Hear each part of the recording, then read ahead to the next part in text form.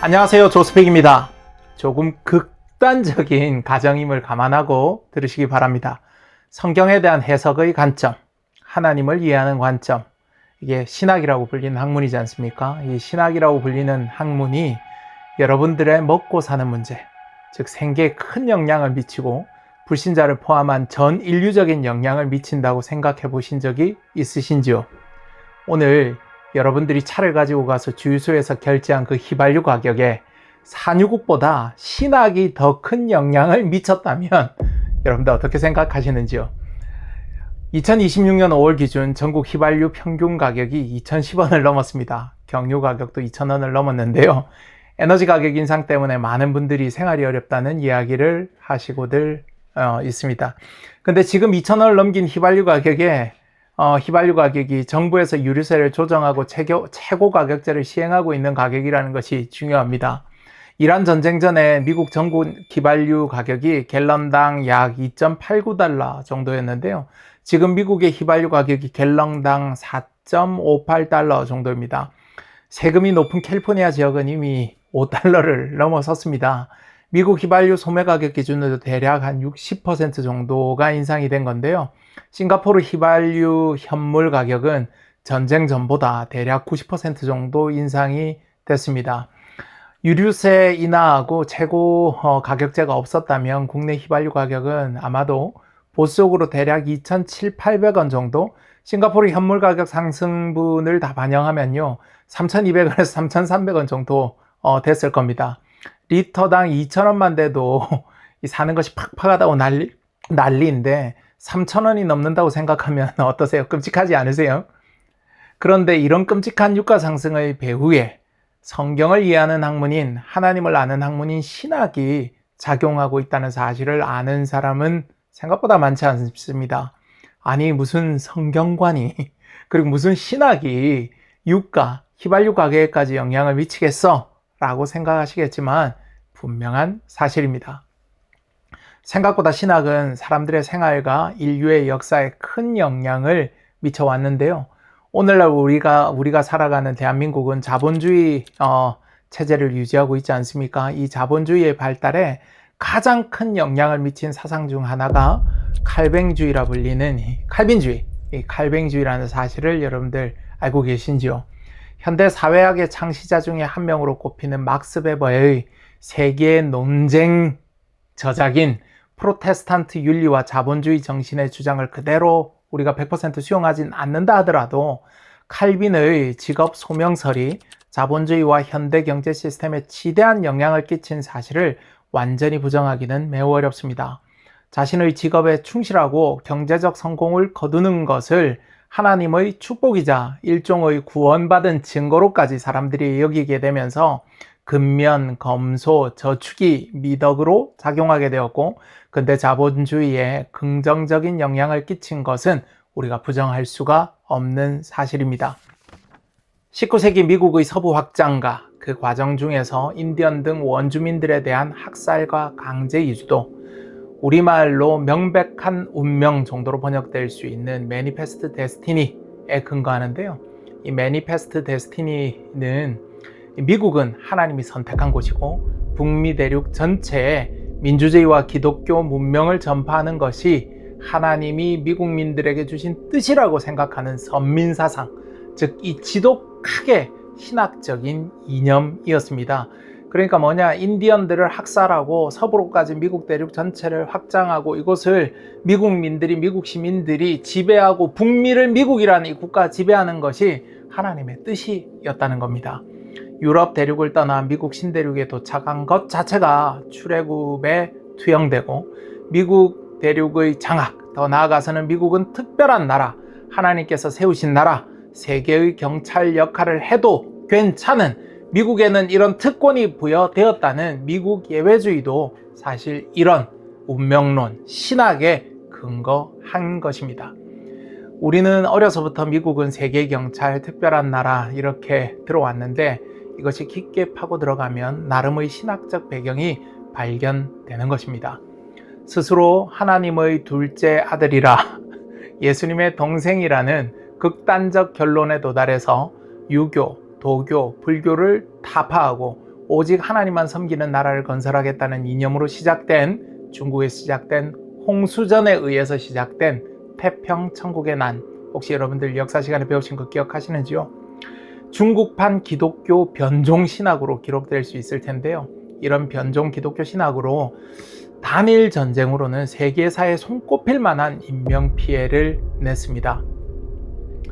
이런 잘못된 신학에 근거한 태평천국의 난은요, 1850년부터 1864년까지 14년 동안 이어지면서 작게는 2천만 명, 많게는 5천만 명으로 추산되는 사망자를 발생시킵니다. 하나님의 백성인 유대인은 예수님을 십자가에 못 박고 예수님께 버림받았다. 대신 교회가 유대인을 대신해 이스라엘이 되었다는 사상, 이걸 대체신학이라고 부릅니다. 이 대체신학은 이제 교회가 이스라엘이 되었으니 성지인 예루살렘을 탈환해야 한다는 사고에까지 확장되게 됩니다. 이것이 바로 십자군 전쟁을 일으키게 된 원인이 됩니다. 1095년부터 1291년까지 약 200여 년 동안 연구마다 조금씩 다르지만 최소 100만 명에서 최대 900만 명에 이르는 직간접적인 피해자를 만든, 인류사를 바꾸게 된, 어떻게 보면 인류사 최악의 전쟁, 이 십자군 전쟁으로 기록되게 됩니다. 라틴 아메리카 혁명은 해방 신학이 기폭제가 되는데요. 니카라과 그리고 엘살바도르 등 중남미 국가들의 독재 타도 운동과 사회주의 혁명의 엄청난 동력을 신학이, 자유주의 신학이라는 것이 이런 사상적 명분을 제공하게 되어졌습니다.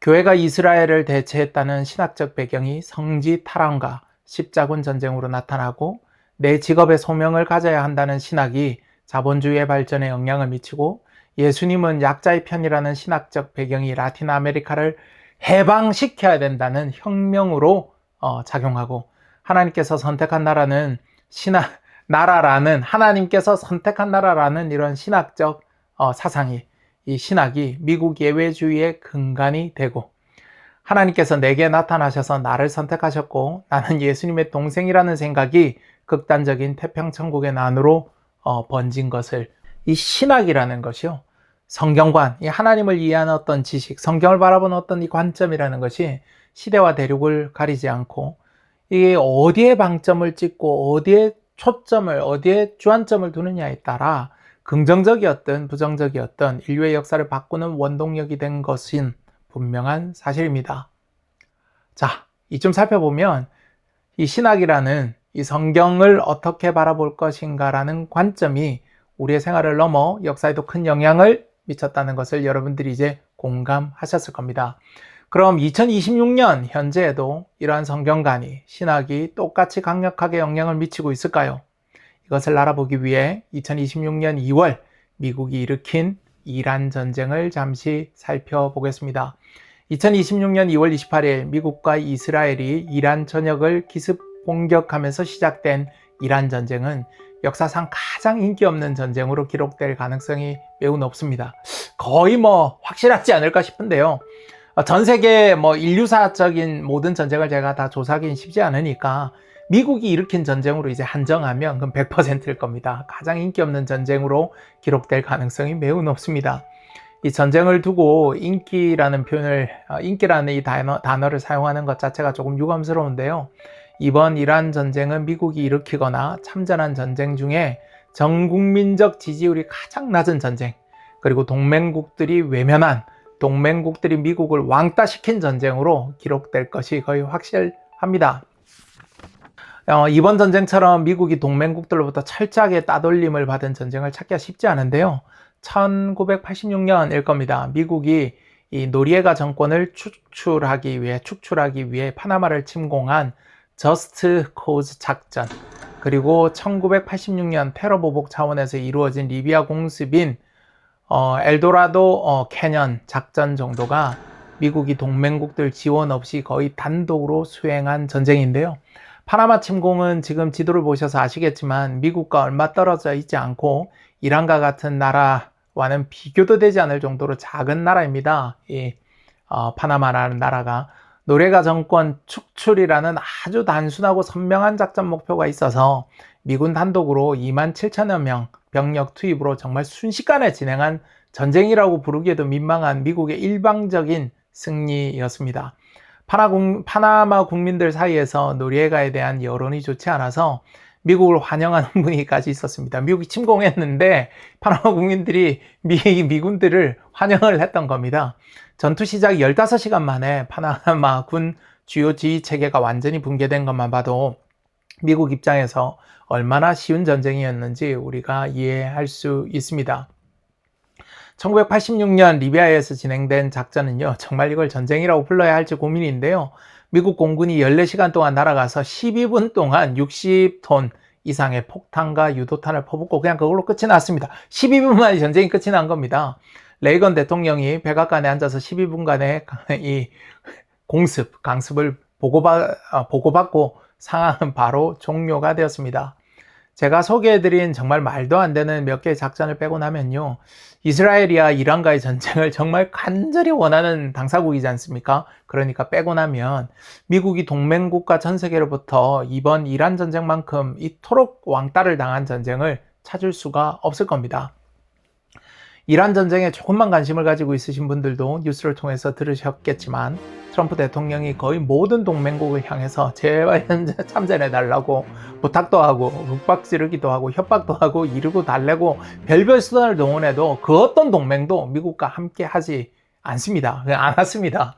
철저히 외면받는 명분 없는 전쟁, 이것이 이란 전쟁에 대한 전 세계적인 평가입니다. 동맹국으로부터 왕따는 둘째치고 국민들로부터 지지도 바닥인데요. 전쟁 초기 기준으로 제2차 세계대전은 미국민의 90% 이상이 찬성을 했습니다. 베트남 전쟁 64%, 걸프전 80%, 이라크 전쟁 72% 등 이 전쟁 초기 기준으로 했을 때 굵직굵직한 전쟁들은요, 미국민들의 압도적인 지지를 받았었습니다. 하지만 이번 이란 전쟁은 찬성 여론이 35% 전후에 불과합니다. 해외 동맹으로부터 외면당하지 미국 국내 여론도 전쟁을 원하지 않는데 독단적인 트럼프의 의사결정에 반대하는 화난 미국 국민들이 미국 전역에서 안티 트럼프 시위를 지금 펼치고 있습니다. 반대 시위의 문구도 상당히 자극적인데요. 이 최근 반 트럼프 시위의 주요 문구가 왕은 없다, no kings, 그리고 이 수치스러움을 알아야 된다, 너무 수치스럽다라는 의미에서 이 shame이라는 단어가 주로 등장합니다. 그런데 국내외적으로 이 명분도 인기도 없는 이 전쟁을 지속할 수 있도록 트럼프를 열렬히 응원하고 굳건히 지지해주는 든든한 트럼프의 지원군이 있습니다. 이런 이란 전쟁을 지지하고 트럼프의 굳건한 배경이 되어지는 세력들이 있습니다. 많은 분들이 트럼프가 일방적이다라고 말할 수 있을 정도로 이스라엘을 지지하니까 미국 내 수많은 유대인들이 트럼프를 당연히 지지하겠지. 미국의 이 유대인, 우리 기독교인들이 이런 착각을 많이 하거든요. 유대인들 굉장히 부자고 보수적이고 정교적인 사람이고 그러니까 당연히 트럼프와 공화당을 지지하겠지 이렇게 생각하실 수 있는데요.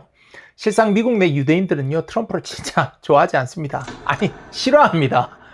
미국 내 유대인 인구가 최대 750만 명에서 한 800만 명 정도 되니까 뭐 적은 숫자는 아닙니다. 이 중 얼마나 되는 사람들, 얼마나 많은 유대인들이 트럼프를 지지할까요?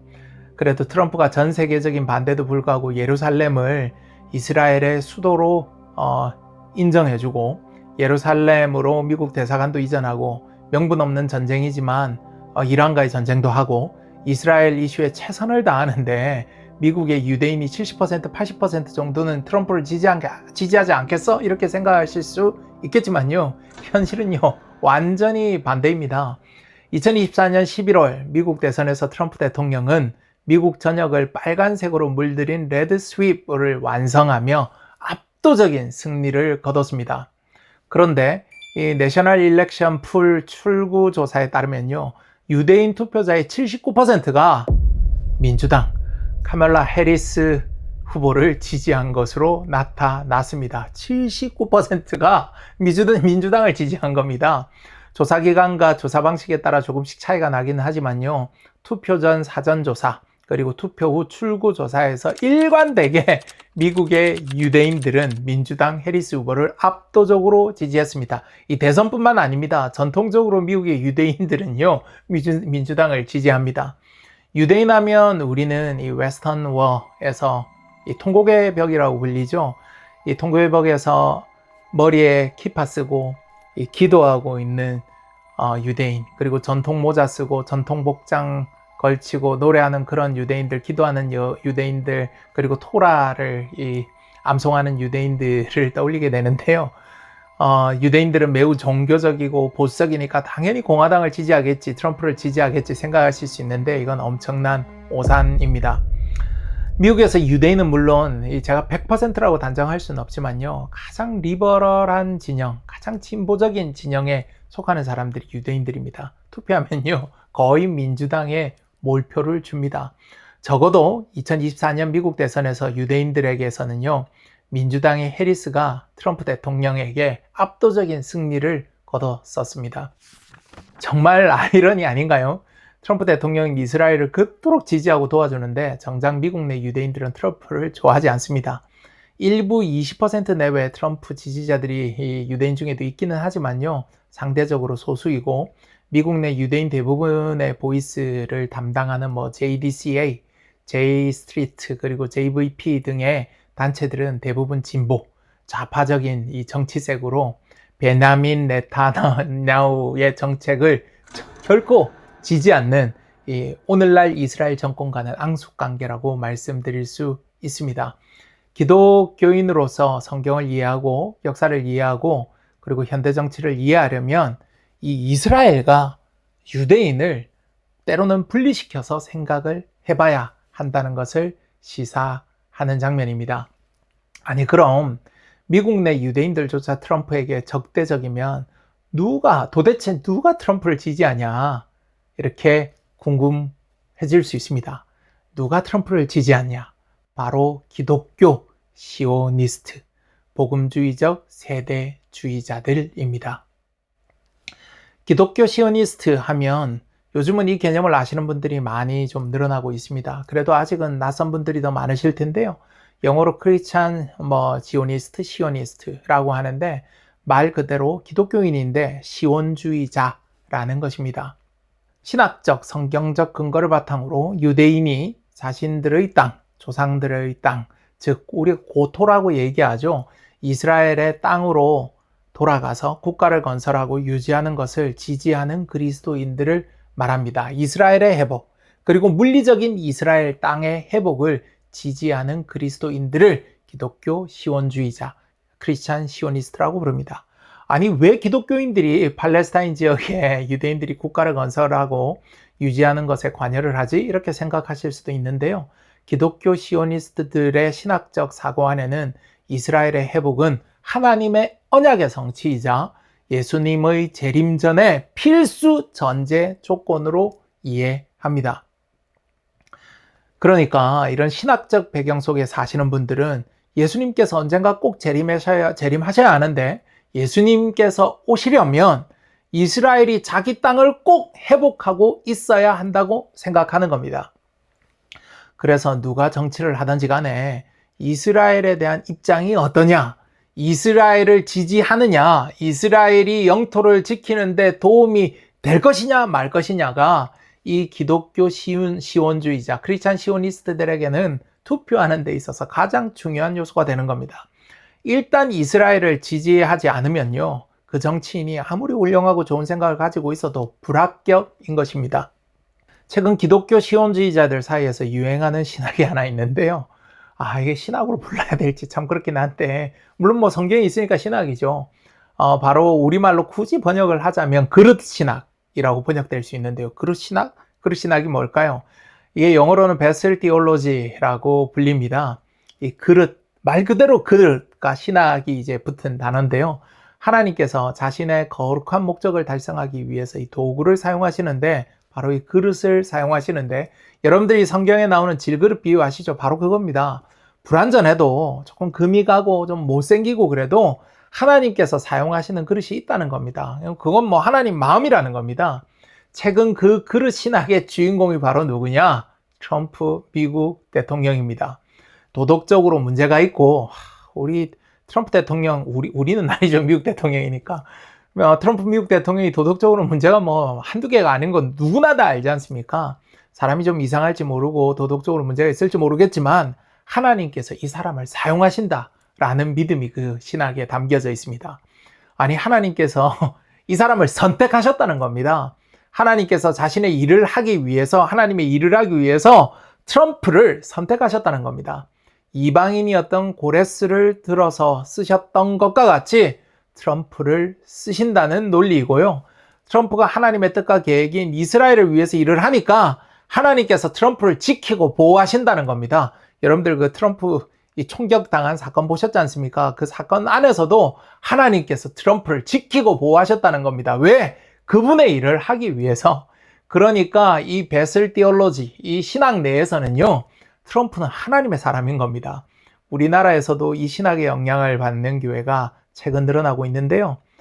이런 교회들에서는요, 이상하게도 한국 교회면 한국 대통령을 열렬하게 지지해야 될 텐데 한국 대통령은 열렬하게 싫어하고 미국 대통령 트럼프를 지지합니다. 열렬하게 그것도. 그리고 이스라엘을 응원하는 겁니다. 좀 심하게 말하면 트럼프의 미국이 그들 교회들, 한국 교회인데도요, 트럼프의 미국은 절대 선이 되는 겁니다. 이런 교회들 유튜브 설교 제목만 봐도 이 기독교 시오니스트 세대주의 신학에 얼마나 영향을 미치는지를 알 수가 있습니다. 트럼프 대통령의 승리는 하나님의 섭리이고 트럼프의 정책 하나하나를 찬양합니다. 그리고 트럼프와 함께하지 않는 동맹들, 대한민국 비롯해서 트럼프와 함께하지 않는 동맹국들은 전부 백망득하고 지옥으로 가고 있다는 주장이 가능한 겁니다. 하나님께서 트럼프를 쓰시는데 트럼프와 함께하지 않으면 이거는 안티 트럼프가 아니고 안티 갓이 되는 거지 않습니까? 하나님과 함께하지 않으니까 얼마나 백망득하다라고 얘기를 하겠습니까? 그러니까 지옥으로 가고 있다라는 그런 주장이 가능한 겁니다. 이런 맥락 안에서는요, 트럼프의 이란 침공이 이스라엘의 자유를 위한 것이고 그들의 성경적 세계관 안에서는 절대 진리가 되는 겁니다. 트럼프 대통령의 무너지지 않는 지지율이 30에서 35% 사이인데요. 이 숫자가 바로 여기에 기반을 두고 있는 겁니다. 이런 기독교 시오니즘 신학에 기반을 두고 있는 지지율이 30에서 35%입니다. 그래서 트럼프가 항상 자신이 있는 겁니다. 여러분들 선거에서 이기려면은요, 이 중도층 한 10% 정도만 설득하면 언제든지 당선될 수 있는 그 숫자를 공화당은 확보하고 있는 겁니다. 그래서 트럼프와 공화당이 좀 한쪽 면에서는 불안해 보여도 또 다른 면에서는 굉장한 자신감이 있습니다. 무너지지 않는 지지율이 있거든요. 신앙에 근거한 지지이기 때문에 이 지지율이 무너지지 않을 것이라는 확신이 있고 전쟁을 잘 마무리하고 유가가 내려가면 다른 지지율도 금방 회복될 것이라는 확신을 가질 수 있는 근간이 되는 것입니다. 미국 내 휘발유 가격이 2배가 되고 식탁 물가가 올라도 신앙으로 버텨내야 할, 당연히 우리가 견뎌야 될 사실, 현실로 받아들여야 될 숙명이라고 생각해주는 세력이 있는 겁니다. 트럼프 입장에서는 엄청난 자신감의 근간이 되겠죠. 이런 신학이 우리나라에서도 독버섯같이 번지고 있는데요. 정동수 목사, 김종철 감독, 이충근 박사 말고도 기존 장로교회 같은 이 개혁신앙을 추구하는 조직 내에도, 이 교회 내에도 깊숙이 파고들고 있습니다.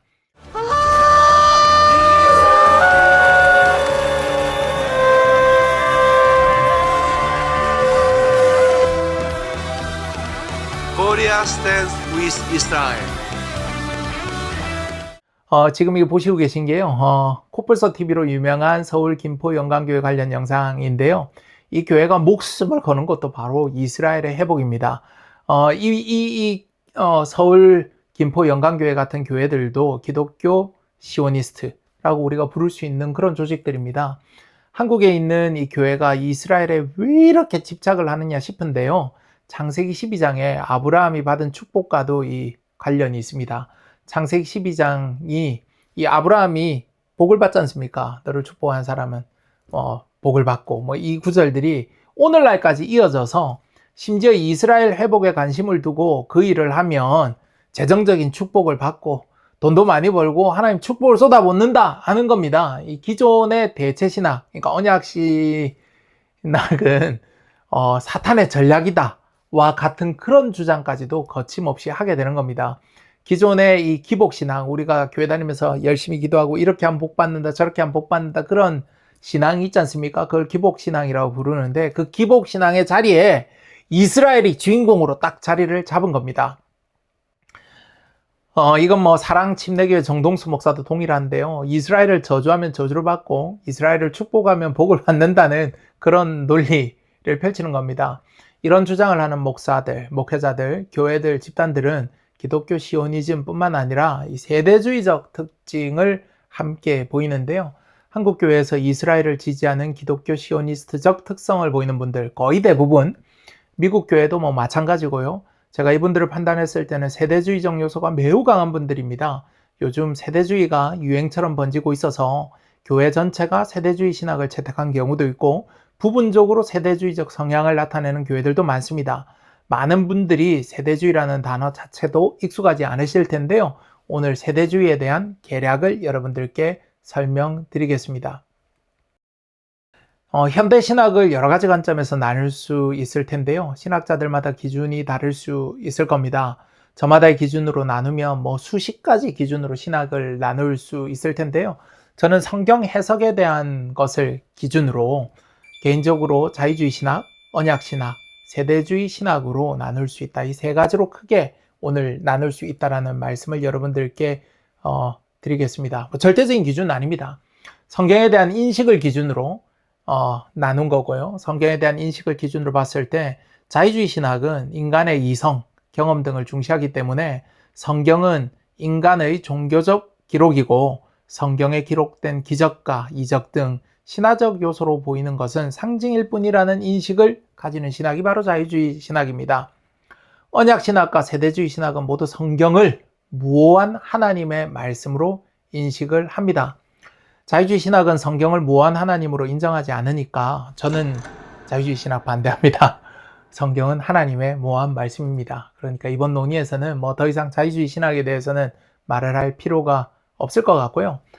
이 언약 신학도 세대주의 신학도 모두 성경을 무오한 하나님의 말씀으로 믿고, 이 바탕에서 성경의 권위, 예수 그리스도의 신성, 대속적 죽음과 부활, 재림을 믿기 때문에 두 신학을 묶어서 크게 복음주의라고 부릅니다. 언약 신학, 세대주의, 이걸 다 묶어서 복음주의라고 부릅니다.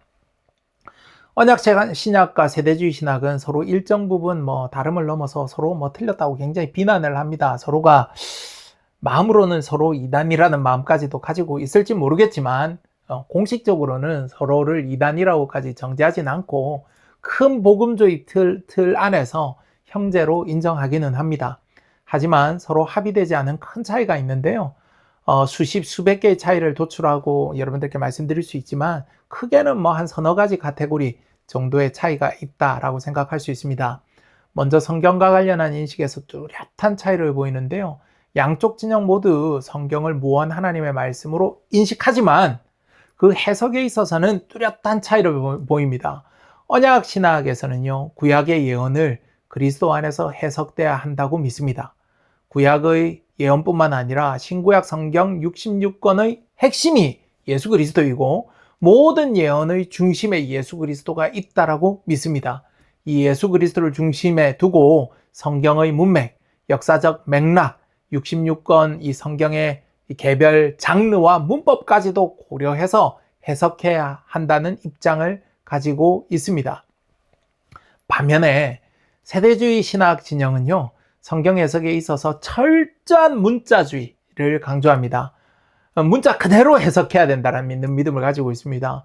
성경에 이스라엘에게 땅을 준다고 되어 있으면 땅을 주는 것이지, 이스라엘을 교회나 성도로 바꿔서 해석해서도 안 되고, 땅을 천국이나 다른 상징으로 바꿔 해석해서도 안 된다는 입장인 겁니다. 성경을 무한 하나님의 말씀으로 믿고, 말씀 1.1핵도 모두 하나님의 말씀 그대로 성취될 것이라고 믿는 믿음 자체는요, 이 세대주의 신앙도 굉장히 높게 살만합니다. 문제는 이 문자주의적 태도를 모든 성경 해석에 적용해 해야 하는 것인가, 할 만한 것인가 하는 부분에 대해서는요, 우리가 상당히 고민해봐야 할 요소가 있습니다. 아니, 그러면 조스픽은 성경을 있는 그대로 문자 그대로 안 믿어. 저는 성경을 있는 그대로 무한 하나의 말씀으로 믿는다니까요. 문자적으로도 믿습니다. 그런데 문제는 뭐냐면 이 극단적인 문자주의자들은요, KJV 성경 여러분들 이사야 11장 12절 한번 찾아보세요. 이사야 11장 12절에 KJV 영어 성경에 뭐라고 되어 있냐면 Four corners of the earth 라고 이제 되어 있는데요. 이걸 우리말로 땅의 네 기퉁이 정도로 번역할 수 있습니다. 땅의 네 기퉁이라고 번역될 수 있죠. 이 문자주의자들은요, 이 문자를 근거로 지구가 둥근 것이 아니라 둥글면 여러분들 그 Four corners of the earth가 있을 수가 없죠. 이 땅의 네 기퉁이가 있을 수가 없지 않습니까? 지구가 둥글면. 그러니까 이 문구를 근거로 지구가 평평하다라는 주장을 합니다. 이사야 11장 12절뿐만 아니라 창세기 7장 11절의 하늘의 창문들이나 여호수아 10장 13절의 해가 멈춘 사건 등을 근거로 지구가 평평하다는 이 주장뿐만 아니라 지구가 우주의 중심, 그러니까 지구가 태양을 도는 것이 아니라 태양이 지구를 돈다는 천동설을 주장하시는 분들도 있습니다. 실제 그렇습니다. 이런 분들이 많아요. 사랑침례교회 내에서도 그런 주장을 믿으신 분들이 많고 설교 시간에 대놓고 그런 얘기도 하니까요. 성경에 그렇게 기록되어 있으니까 그렇다라는 태도를 가지는 겁니다. 이 언약주의 입장에서는요, 세대주의 성경 해석은 지나친 문자주의로 비난을 좀 받을 수 있습니다. 그리고 반대로 세대주의에서는요, 언약주의를 지나친 영해, 그러니까 즉 상징이나 영적인 해석을 지나치게 한다라고도 비난을 합니다. 이까지 서로 비난을 하는 거죠. 이러한 성경 해석의 차이에 대해서는요, 다음에 제가 조금 더 구체적으로 좀 살펴보도록 하고요. 성경 해석만 차이를 보일 뿐만 아니라 역사 인식에 대해서도 극명하게 이 차이가 있습니다. 언약 신학은 성경 역사의 흐름을 창조, 타락, 구속의 이 크게 세 흐름으로, 창조, 타락, 구속의 흐름으로 이해하는 반면에 세대주의 신학은 인류의 역사를 7개의 시대, 7개의 세대라고도 얘기를 하는데요. 무제시대, 양심, 인간 통치, 약속, 율법, 은혜, 왕국시대 등으로 이렇게 7가지로 이 시대, 세대를 구분을 합니다. 역사 인식에 대해서도 굉장히 큰 차이가 있어요. 종말론과 관련해서는요, 언약 신약은 이 합의된 단 하나의 종말론이 없다고 말해도 될 정도로 다양한 신학적 관점에서 종말론을 서로 인정을 합니다. 이 언약 신학에서는요, 성경이 명확하게 이야기하지 않은 부분에 대해서는 일정 부분 각자의 어떤 생각을 존중합니다. 그러면서도 말세가 돼보고 하나님께서 실제 오시면 선명하게 우리 눈에 어떤 것이 맞았는지 보일 것이다, 이렇게 좀 열어두는 경향이 있습니다. 이것은 성경 해석과 관련돼서 말세를 단정하기 쉽지 않다는 겸손으로 좋게 얘기하면 해석될 수도 있기도 한데요. 무천년설, 후천년설, 전천년설, 역사적 전천년설 등 정말 다양한 이 종말론적 관점을 인정을 해줍니다. 근데 이것은 다음에 말세 시간표 관련해서 제가 한 번 더 정리를 좀 별도로 하기로 하고요. 반면에 세대주의 신학에서는요, 거의 100% 일치된, 거의 합의된 하나의 종말론이 존재한다고 할 수 있을 정도로 나름의 합의가 이루어져 있습니다. 환란 전에 휴거를 지지하는 전천년설이 세대주의의 대세다, 이렇게 설명드릴 수 있겠습니다. 이 유명한 세대주의자인 팀 라헤이와 이 제리 젠킨스의 소설을 원작으로 한 영화 레프트 비하인드를 세대주의 종말론의 교과서다라고 여러분들께 소개해드릴 수 있는데요. 어느 날 갑자기 전 세계에서 수백만 명의 사람들이 흔적도 없이 사라집니다. 운전하던 운전자가 갑자기 사라져 사고가 나고 비행기 조종사가 사라져서 비행기가 추락하고 대혼란이 벌어집니다. 바로 여러분들 상상하시는 휴거 이야기이고요. 거듭난 그리스도인들은 환란 전에 휴거가 되고 지상에 남겨진 사람들, 즉 레프트 비하인드에 대한 이야기로 남겨진 사람들이 겪는 7년 대환란과 적그리스도의 등장을 다루는 영화입니다. 세대주의자들이 가장 많은 미국에서는 잊을만 하면 레프트 비하인드가 영화돼서 개봉하는데요. 제가 기억하는 것만 해도 굉장히 많습니다. 레프트 비하인드 이 버전이 2000년, 2002년, 2005년, 2014년 그리고 뭐 2023년 등등등 이 영화나 시리즈물로 기획되고 이 시리즈물도 있습니다. 심지어는 개봉됩니다. 커크 이 캐머런 주연, 뭐 니콜라스 케이지 주연, 그리고 뭐 케빈 소보 주연 등 다양한 버전이 존재합니다. 영화 포스터만 보고도 여러분들이 느낌으로 아시겠지만 세대주의자들의 이 주된 관심 중 하나가 종말입니다.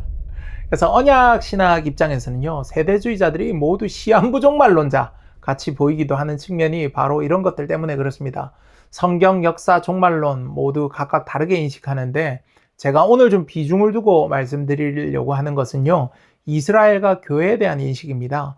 언약 신학은요, 구약의 이스라엘과 신약의 교회를 연속선상에서 이해합니다. 쉽게 얘기하면 신약의 이 교회는, 즉 성도들은요, 구약의 이스라엘이 가졌던 하나님의 백성이라는 지위가 그리스도를 통해서 이렇게 확장되거나 이전되어져서 완성되었다는 입장을 가집니다. 쉽게 얘기하면요, 오늘날 교회가 곧 과거의 이스라엘이다 라는 입장을 가집니다. 반면에 세대주의 신학은 이스라엘과 교회는, 이스라엘은 이스라엘이고 교회는 교회라는 겁니다. 완전히 별개의 존재이고 하나님께서 이스라엘과 맺은 약속은 이스라엘에게 여전히 유효하고 이스라엘을 대체하는 것은 결코 있을 수 없는 일이라는 입장을 취합니다. 그러니까 이 언약 신학하고 세대주의 신학은요, 여기서는 합의가 이루어지지 않습니다. 언약 신학의 관점은 교회가 곧 이스라엘이야, 우리가 곧 하나님의 백성이야, 이런 입장이고, 세대주의는 이스라엘은 이스라엘, 교회는 교회, 이렇습니다. 언약 신학이 근거가 없느냐, 세대주의가 근거가 없느냐? 아닙니다. 각각 근거를 가지고 있습니다. 언약 신학에서는요, 베드로전서 2장 9절을 근거로 봐라, 구약에서 이스라엘과 관련해서 언급되던 택하신 족속, 왕같은 제사장, 거룩한 나라 등의 이 칭호가 신약교회에 그대로 적용되었다. 갈라디아서 3장 29절을 봐라, 믿음으로 신약교회 성도들이 아브라함의 자손이 되었다. 로마서 2장 28절 29절을 살펴보면 표면적 유대인이 유대인이 아니고 이면적 유대인이 진짜 유대인 아니냐, 신약시대에는 교회가 아브라함의 자손이고 바로 유대인이다, 그러니까 우리가 언약의 계승자다라고 주장을 하는 겁니다. 타당한 주장 같아 보이지 않나요? 상당히 설득력 있는 타당한 주장입니다.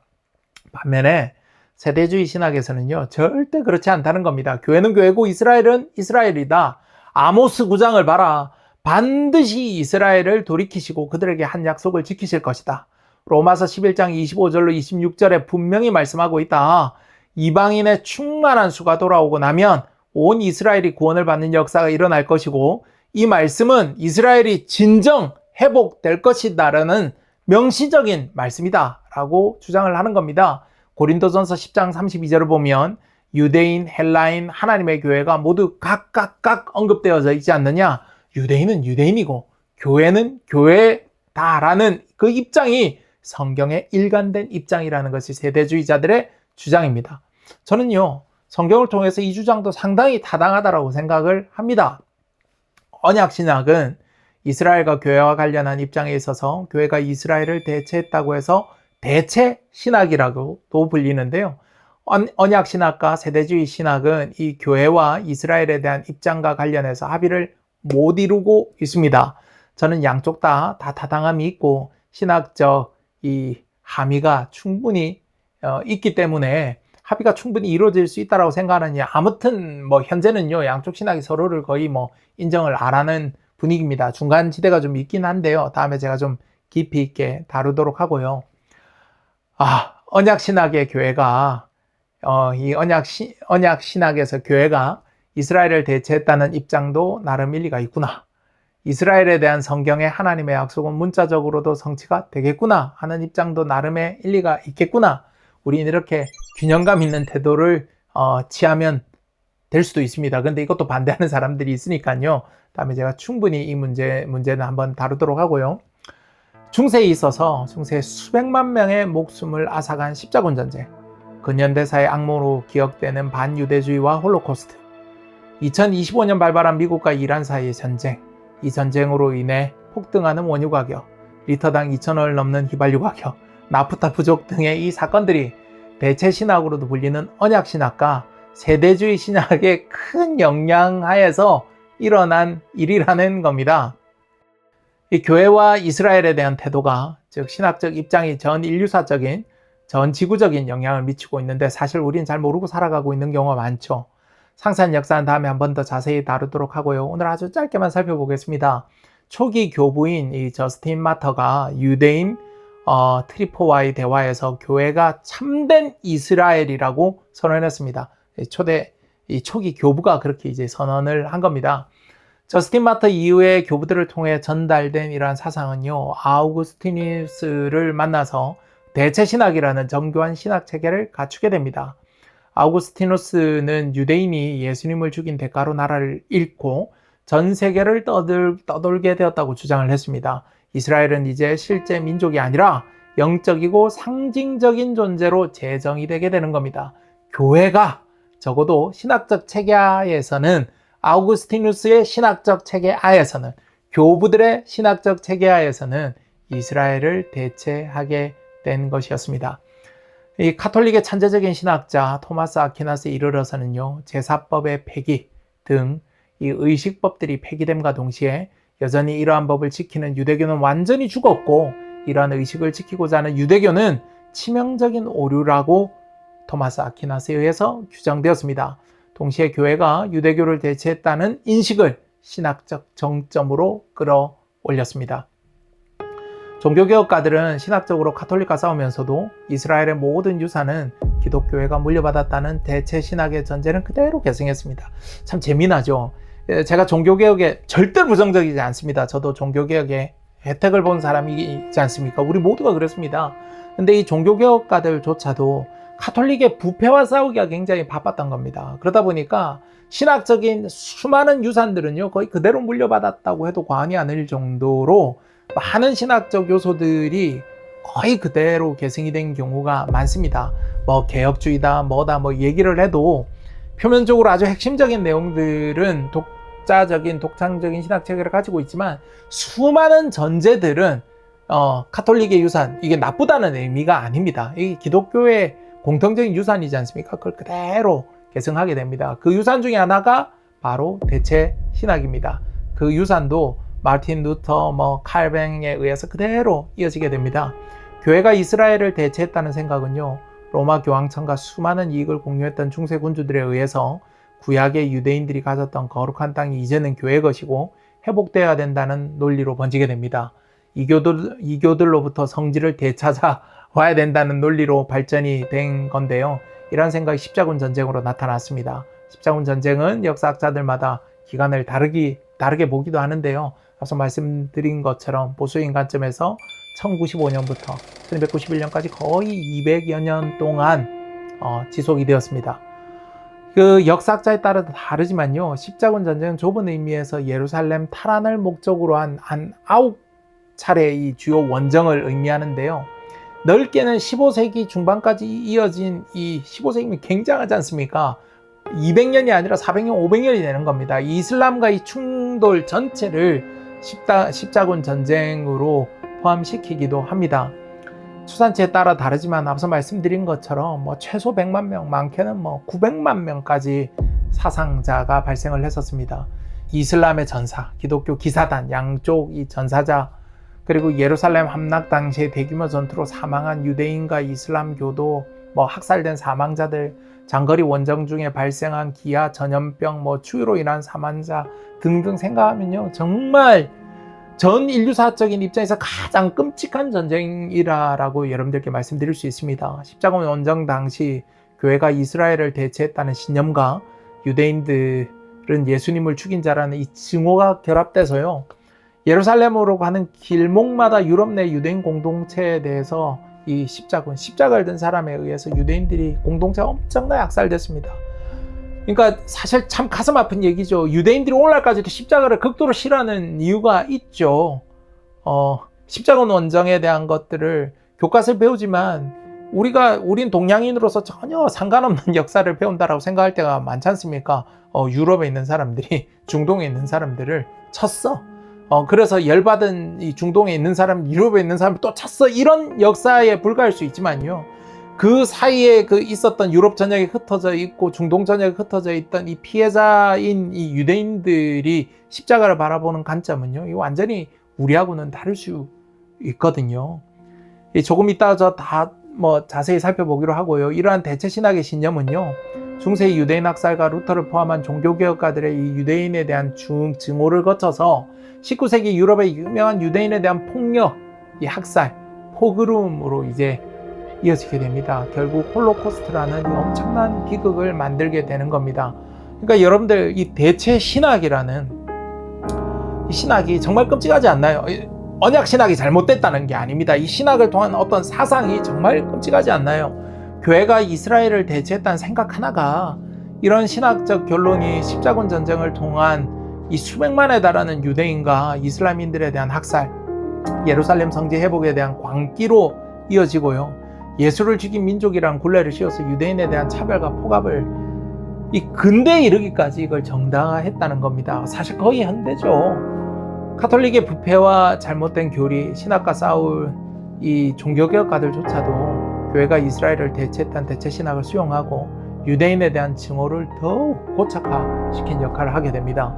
루터의 유대인들과 그들의 거짓말에 대하여라는 1543년 저작이 이 나치 유대교 홀로코스트의 신학적 근거가 된 것, 그 저작에서 루터가 유대인에 대해 행해야 될 차별, 이 루터가 유대인들을 이렇게 차별해야 돼 써놓은 그 목록이 히틀러를 통해서 전부 다 이루어지지 않습니까?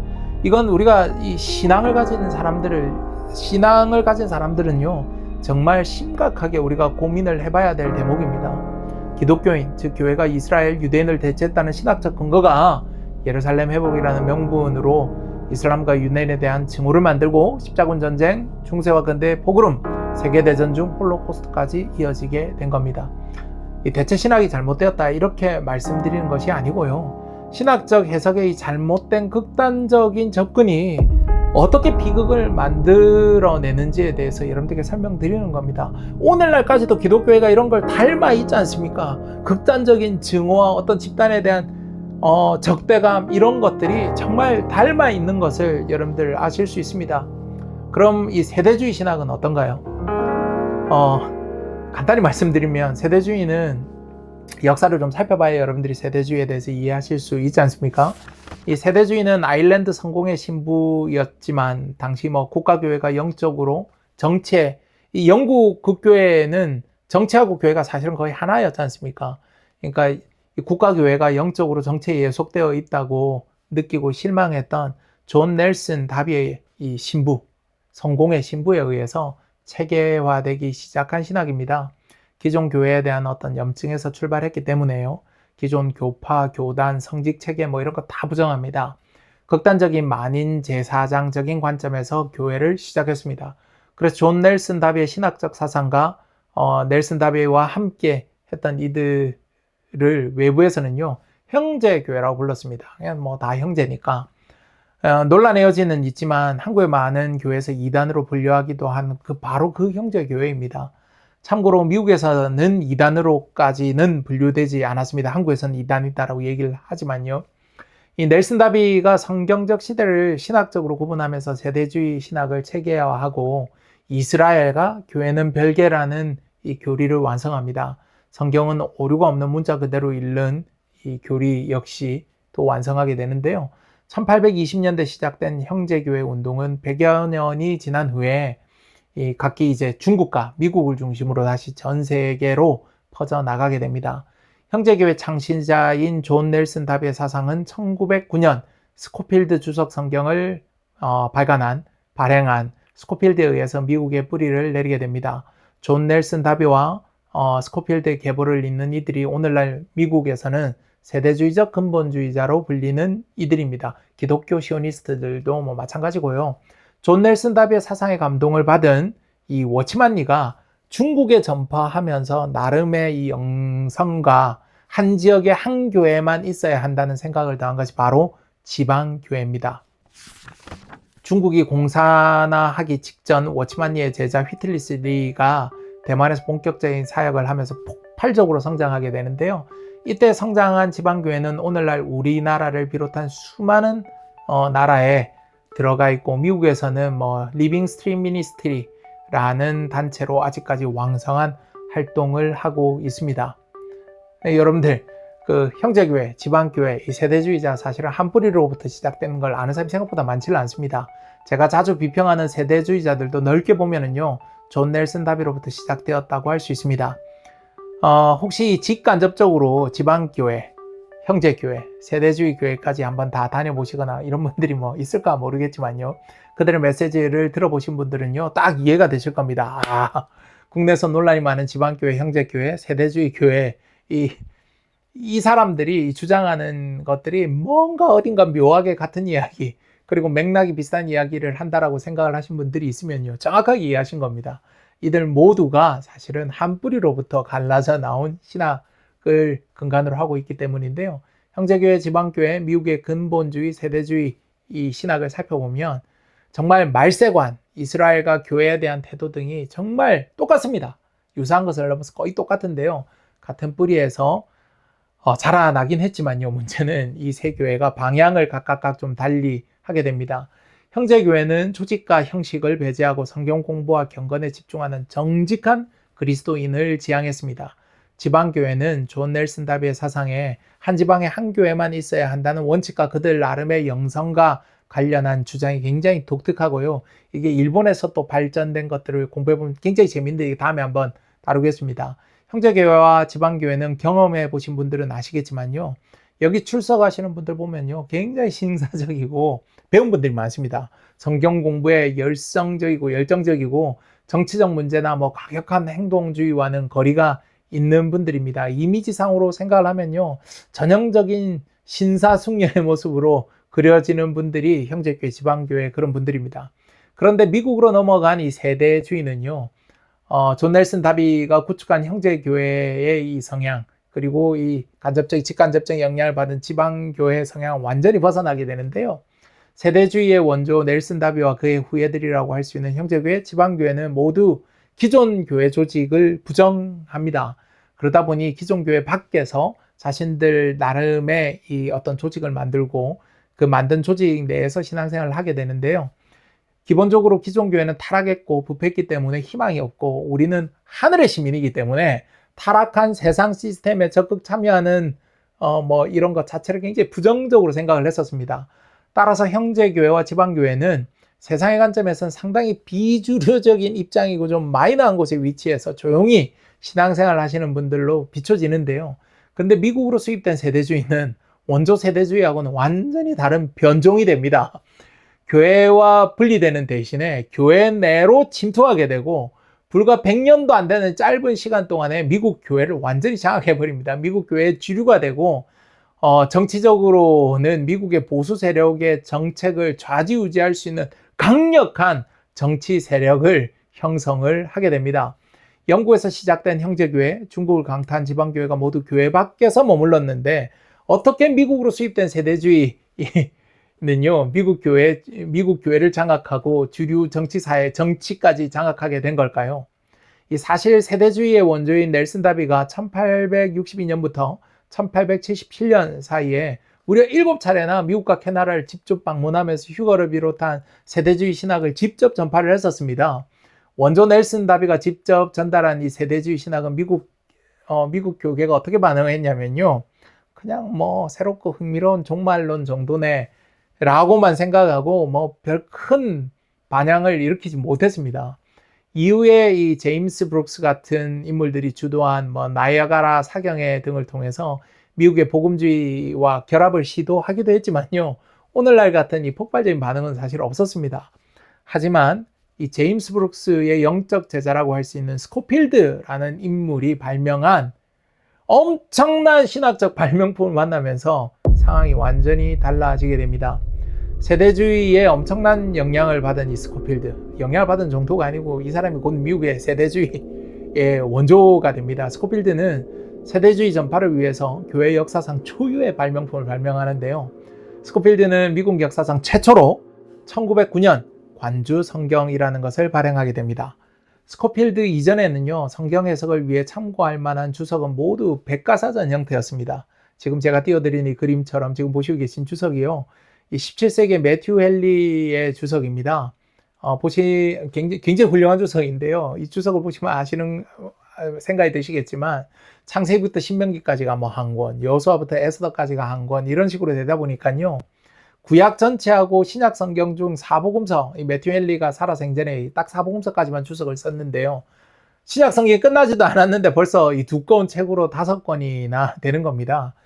이 성경 주석의 분량이 어찌 보면은요, 성경책 분량보다 분량이 훨씬 더 많은 겁니다.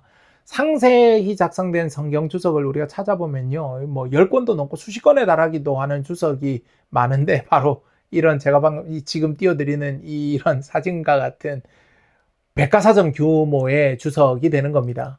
뭐 창세기 주석 한 권, 레위기 주석 한 권 이런 식이면요, 성경에 대한 이해는 목회자들에게 맡기게 될 수밖에 없습니다. 사실 평신도들은 엄두를 못 내죠. 따라가게 되는 입장이 되고, 그리고 가난한 목회자들 입장에서도 이런 방대한 주석을 다 가지고 목회하기가 쉽지 않았을 겁니다. 1909년 기준으로 여러분들 한번 생각을 해보시자고요. 근데 1909년에 스코필드가 이런 주석을 성경 한 권에 성경 본문과 함께 다 집어넣어 버린 겁니다. 이건 엄청난 신학적인 발명품인 겁니다.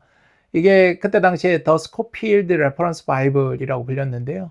오늘날 우리식으로 번역을 하면 스코필드 뭐 관주성경 뭐 요런 정도로 번역이 될 수 있을 겁니다. 성경을 딱 펼치면 주요 성구마다 이 성구는 어떻게 해석돼야 된다. 요즘이야 이런 관주성경이 뭐 흔하지만 대부분 성경책을 여러분들 이런 성경책을 가지고 있으시지 않습니까? 근데 1909년 이전에 미국에서는요, 이런 성경이 없었습니다. 그러니까 이게 굉장히 혁명적이었던 겁니다. 성경을 딱 펼치면 주요 성구마다 그 성구는 어떻게 해석해야 된다라는 코멘트가 다 명확하게 나오는 겁니다.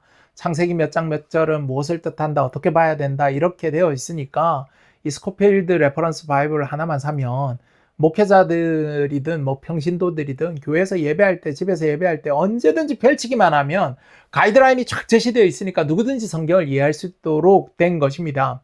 문제는 앞서 이 스코필드가 존 다비의 영향을 받은 세대주의자였다는 겁니다. 그러니까 그 이전에 미국은 1909년 이전에 미국은요, 개혁주의가 거의 중심이었습니다. 그리고 뭐 뒤에 들어온 뭐 가톨릭이라든지 일부 성공회가 있었지만 이 칼빈주의의 영향을 굉장히 많이 받은, 그리고 뭐 일부 웨슬레안의 영향을 받은 그런, 이게 기존에 존재하던 이 신학들이 주류였었습니다. 그런데요, 이 스코필드가 이 관주 성경을 발행을 하면서 상황이 이제 바뀌기 시작합니다. 성경 주석의 모든 내용은 세대주의적 주해로 다 채워졌었습니다. 미국 교회는요, 이 주해가 평신도들 기준에서도 그렇고 뭐 목회자들도 이게 표준인지 아닌지 판단이 모호했던 겁니다.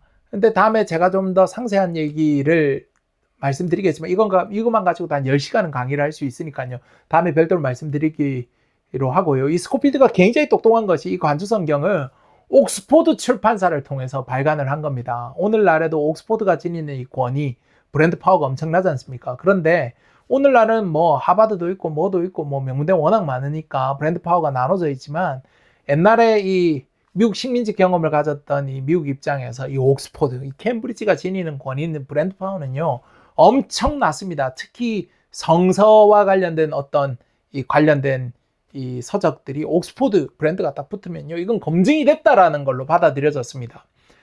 그러니까 옥스포드라는 브랜드 자체가 굉장한 이 권위와 검증을 상징을 했었고요. 미국 교회가 거의 무방비 상태에서 이 관주 성경을 거의 진리인 것처럼 받아들이게 됩니다.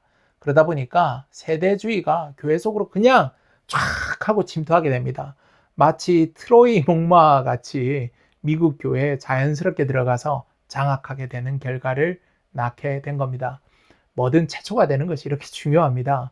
최초의 관주 성경에 의해서 영국과 아시아 다른 지역에서는요, 변방에 머무른 비주류에 불과했던 이 세대주의가 미국 교회를 의외로 손쉽게 장악하게 했습니다.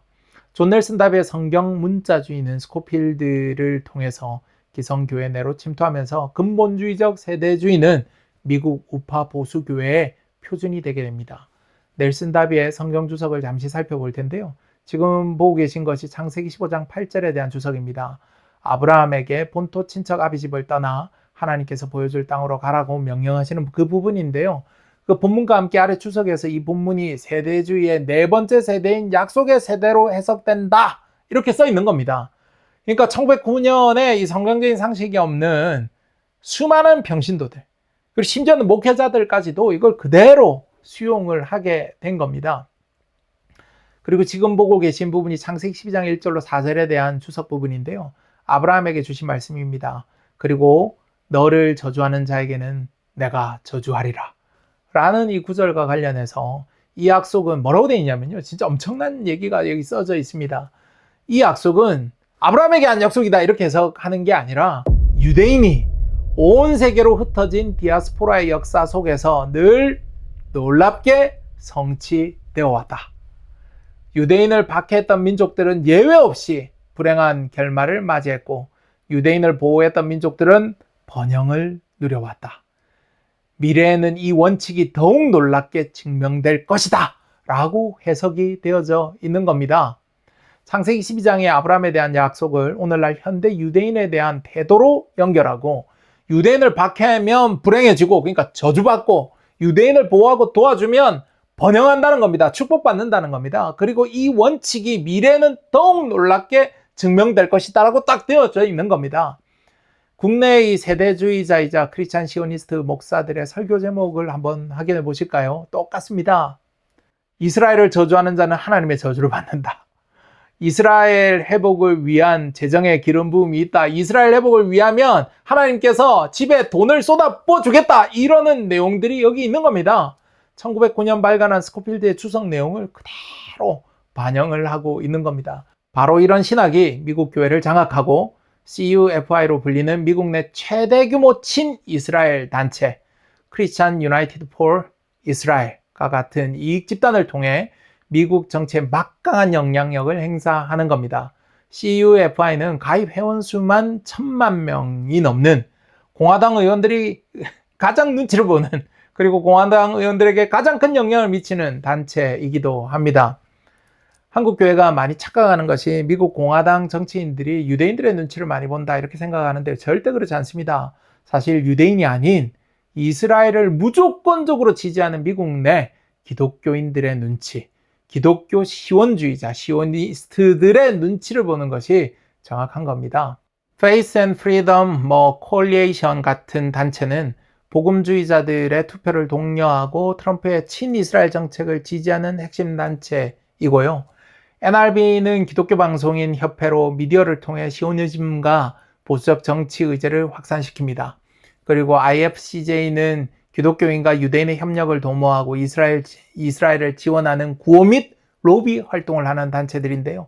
방금 설명드린 이런 이익 집단들, 이런 단체들이 미국 보수 정치인들의 목을 치고 있는 겁니다. 우리나라의 정치 시스템 하에서는요, 상상할 수가 없는 일이죠.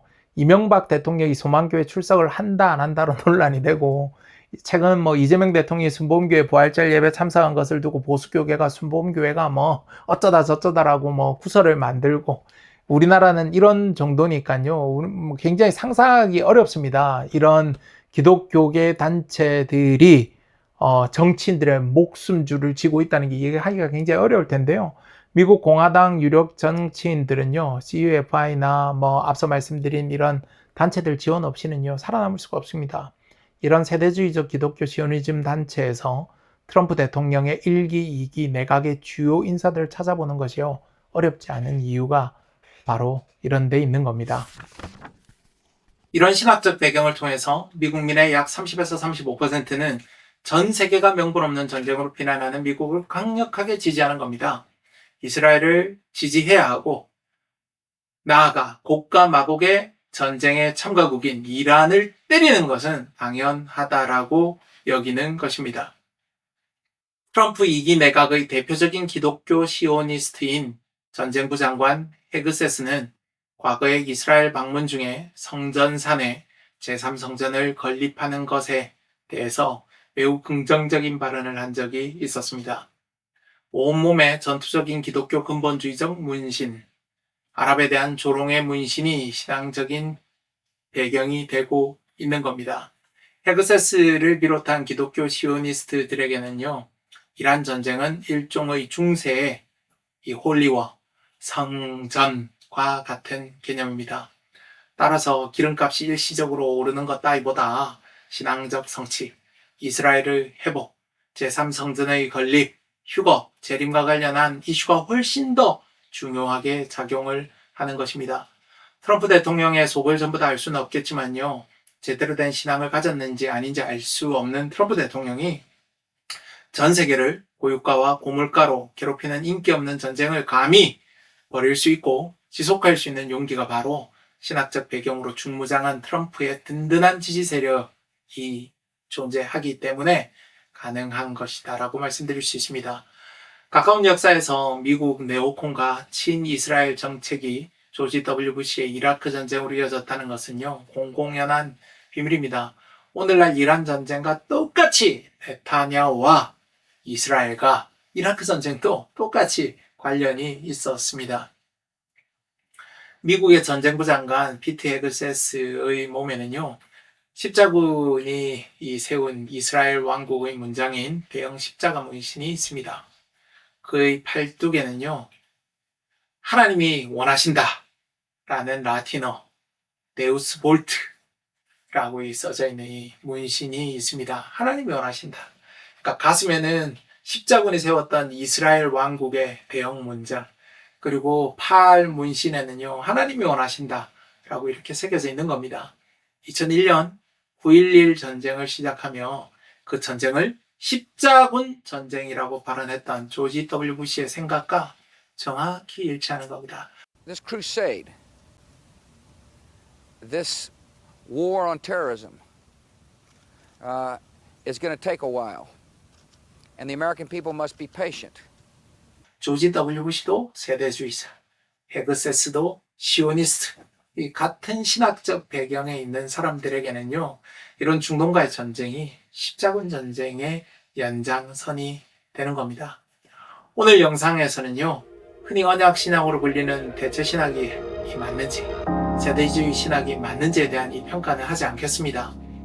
대체 신학은 세대주의 신학을, 세대주의 신학은 대체 신학을 서로 비판하고 틀렸다고 합니다. 하지만 대체 신학도 십자군 전쟁과 수많은 학살로 이어졌고, 세대주의 신학도 수많은 전쟁과 많은 피를 흘리는 결과로 이루어지고 있는 것을 우리는 역사를 통해서 확인할 수 있습니다.